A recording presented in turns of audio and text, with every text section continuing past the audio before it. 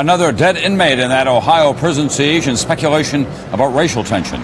Too many boating accidents, so today the federal government recommended a crackdown. And look who showed up for Thomas Jefferson's birthday, the former sage of Moscow.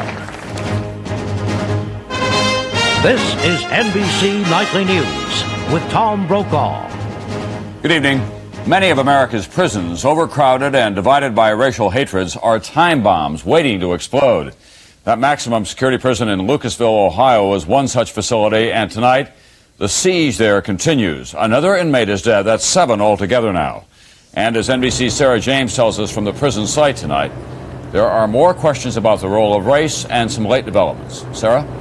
Tom, a couple of hours ago, we saw a great deal of commotion at the prison. We saw guards, armed guards running in, and now we know what that was. The rioting prisoners tried to get another group of prisoners to join in. Prison officials came in with tear gas and managed to keep the riot from spreading. On top of that, another inmate was found dead today, and officials have little to say about that incident. It wasn't a natural death. Prison officials say the 7th person to die since the Easter riots here was a black man. And while the other victims were in cell block L, scene of the riot, 43-year-old Dennis Weaver was in a part of the prison officials call secure. Weaver was in the group of the L block inmates that we took out of the yard about 9 o'clock Sunday night and put into K block. While negotiations drag on in hopes of freeing the 8 hostages, Lucasville speculates about what sparked the riot. Tensions against one another, but as I hate to say it, white and black. Then the Rodney King thing has probably put a little fuel to it. Prison officials downplay that idea. To our knowledge, it does not appear to be racially motivated. But this institution has a long history of racial strife. In 1991, new warden Arthur Tate enforced a long-standing corrections policy of randomly assigning prisoners to cells. Some white inmates saw it as forced integration and refused to comply. The institution has also earned a reputation as Ohio's most violent prison. At least 6 inmates have been killed here in the past 4 years. Freshman Ohio Congressman Ted Strickland lives in Lucasville and knows this prison well after working here as a psychologist. NBC News caught up with him at the prison last fall. How you doing? Good to see you. Strickland remembers counseling 35-year-old Daryl DePina, who was afraid for his life. What in particular were the nature of this prisoner's fears? Fear of other prisoners, primarily.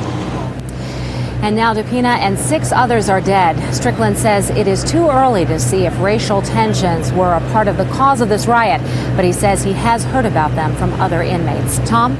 Sarah, what about the negotiations? What can you tell us about those tonight? Well, they aren't going very well. Early this morning, prison officials sounded positively optimistic. They came out and said they hope to have something to tell us soon.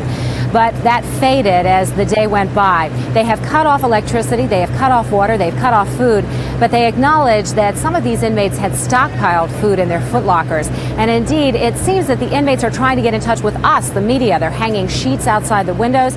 In addition to that, they got some sort of a loudspeaker and tried to broadcast some of their demands. It was hard to hear, but that isn't good news to the prison negotiators. They want to talk to them one-on-one on the telephone, and that is going very slowly, Tom.